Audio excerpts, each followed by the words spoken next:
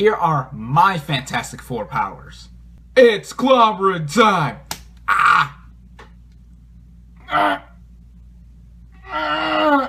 Flame on! Oh my god! Ready, go! What is up, everybody?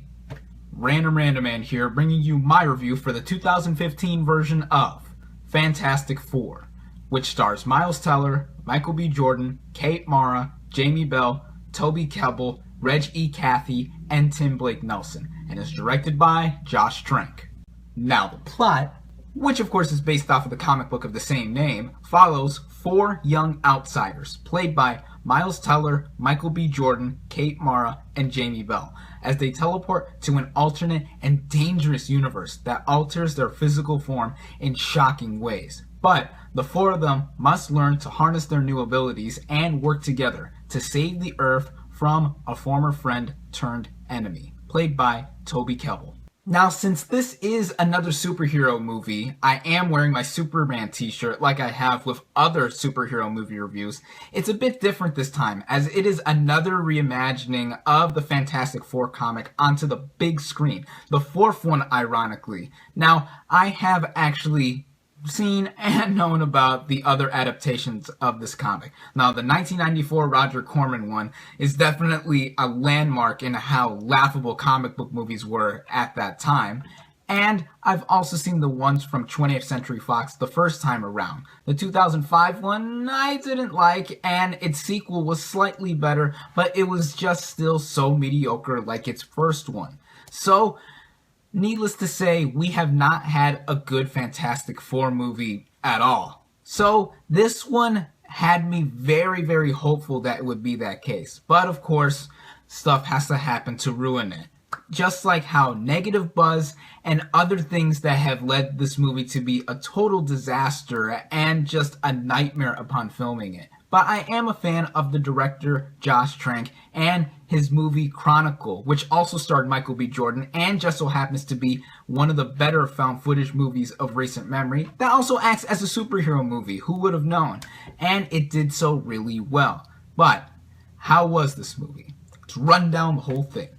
Right off the bat, I do have to say that this is a very impressive cast of characters that have been assigned to play the Fantastic Four.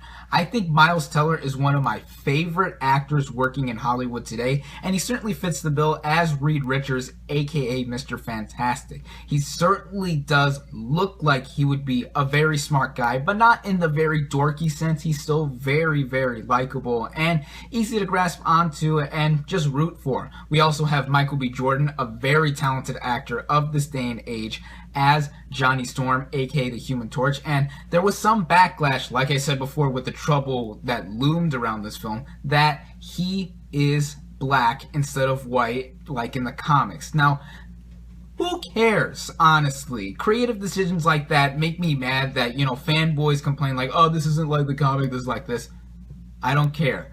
Michael B. Jordan is very good in this movie as well. He certainly sold me on this cocky, sporty kind of attitude that, makes you think that, oh, he doesn't care about anything, when really he does have a lot going for him. We also have Kate Mara as Sue Storm, aka the Invisible Woman. She's also just terrific here. I really like her as an actress as well. And Jamie Bell as Ben Grimm, aka The Thing. Now, while he does as well as the other three leads, I think he's the weakest link between all four of them because he just gets less screen time and development compared to the other cast members. But all four of these actors really do admirable jobs bringing their characters on screen, and they do have very, very nice chemistry with one another. Other cast members include Toby Kebbell, Reggie Cathey, and Tim Blake Nelson. Kebbell plays Dr. Victor Von Doom. Now, another one of the criticisms of this movie that people had before it even came out is that Kebbell is playing Von Doom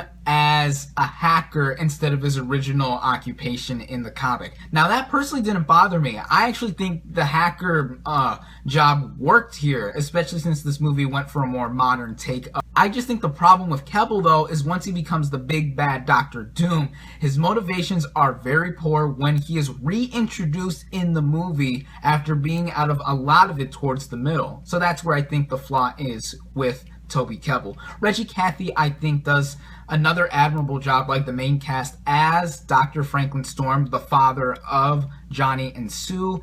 And we have Tim Blake Nelson as Dr. Allen, a scientist that works for the government to weaponize the Fantastic Four. Now, I don't remember the last time Nelson was in a movie, but you know, he was here and there at times. I mean, he worked at times, he didn't. But overall, I think that especially with the main cast playing the Fantastic Four, I think they do pretty exceptional jobs portraying these characters on screen. They're certainly the best incarnations I've seen. Now on to the plot, and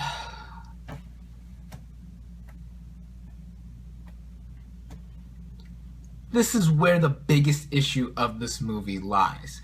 It's not how the plot is set up, however. No. In fact, for the first 30 minutes of this movie, I was surprised in how much I was really liking it. I liked how Reed Richards and Ben Grimm first met up, and how all the other characters first get introduced with one another. Everything was basically set up from the foundation all the way until the teleportation device is finished. That's when we get to that part of the movie, and this movie has a serious issue with its tone. Forget that its tone is really, really lighthearted and a little bit dark at first in the first 30 minutes of the movie, but it goes for a pseudo horror drama, dark something or other. It really surprised me how far this movie stretched, like as far as Mr. Fantastic can stretch on the spectrum for tone and atmosphere for a movie. I'm not exaggerating. It felt like this movie was two movies mixed in one.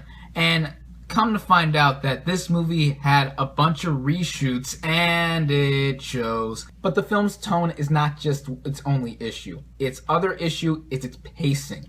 It stretches so far that it really amounted to nothing until the last 20 minutes of the movie. It felt like, you know, a huge chunk of it was all set up that was really dragged out and really tedious and mundane. And then the last 20 minutes of the movie hit, and this movie is about an hour and 40 minutes. I was actually surprised of how fast this movie ran, because by the end I was like, huh? On to the action and visual effects, and you know, they're really not that special, but the powers that the Fantastic Four do have really made me a bit astonished at first, like, you know, oh cool, they got these powers, they're supposed to be really useful, but they weren't used enough. They really aren't fully showcased until the last 20 minutes of the movie with the final showdown with Doom, and that part is wasted as well. Now, the CGI at times really looked questionable. On The Thing, despite some backlash once again and how The Thing looks, I didn't mind how he looked. I didn't care that he was all CG, but he looked fine to me. But when the alternate universe comes in, it didn't happen at first, but once more of it was delved into, it started to look like a graphic from a video game. And for a movie that's supposed to be on the biggest screen possible and viewed by audience members like me, that's definitely unacceptable. It looked too flashy, just too over the top at times, and it really made me lose a lot of what I wanted to see from this movie. I was indifferent going in, but I wanted to see how it could have handled a movie with huge potential, but it's ultimately wasted in the end. My final thoughts on this movie are that admirable acting are just crushed by rush plotting and very bipolar disorganization. I really like the cast of characters here, don't get me wrong. I think that they are the best versions of the team I've seen out of all the Fantastic Four movies. But it really bugged me in just how unimaginably horrific, now that I think about it more, the plot is after the main event of these characters getting their powers goes on for the rest of the movie. And with the last 20 minutes, I could not believe how rushed it was. The action is really not that special. The CGI at times just looked awful. It really had a huge problem balancing its tone. I couldn't understand what this movie was trying to go for. It had a big identity crisis, and it had huge potential as well, and a brilliant director behind it. I think a lot of us deserve a better story. This can still go on to be said that we still need a good Fantastic Four movie. Even if I'm not too into the comics myself, I can acknowledge a good movie when I see one. And for this case, I can acknowledge a bad movie overall when I see one.